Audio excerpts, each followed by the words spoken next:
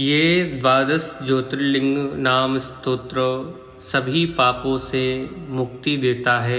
जो भी इस स्तोत्र का श्रवण करता है या स्मरण करता है उसके जन्म जन्मांतर के पाप जो हैं नष्ट हो जाते हैं। इसलिए प्रातः काल और सायंकाल इस स्तोत्र का अवश्य ही श्रवण करना चाहिए।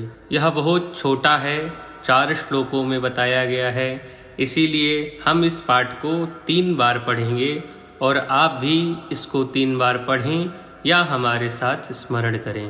ओम अथ 12 ज्योतिर्लिंगानि सौराष्ट्रे सोमनाथं च श्रीशैले मल्लिकार्जुनम् उज्जयिन्यां महाकाल मोङ्कारममलेश्वरम्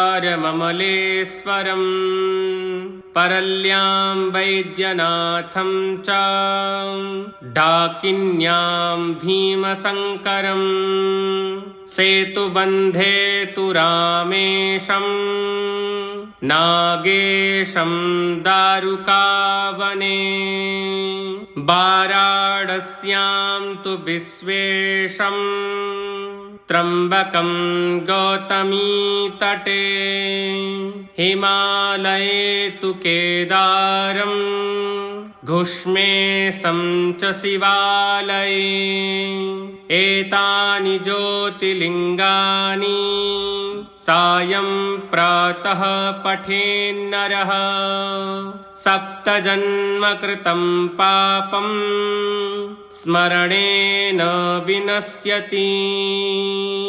ॐ सौराष्ट्रे सोमनाथं च श्रीशैले मल्लिकार्जुनम् उज्जयिन्यां महाकाल मोङ्कारममलेश्वरम्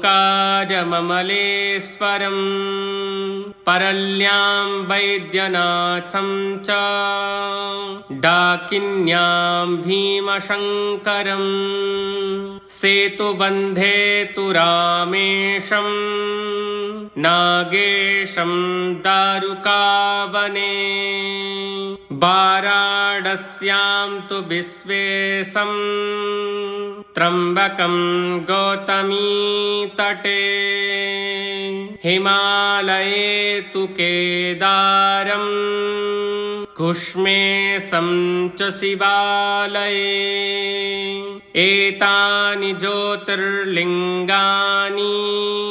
सायं प्रातः पठेन्नरः सप्तजन्मकृतं पापं स्मरणेन विनश्यति। ॐ सौराष्ट्रे सोमनाथं च श्रीशैले मल्लिकार्जुनम् उज्जयिन्यां महाकाल मोङ्कारममलेश्वरम्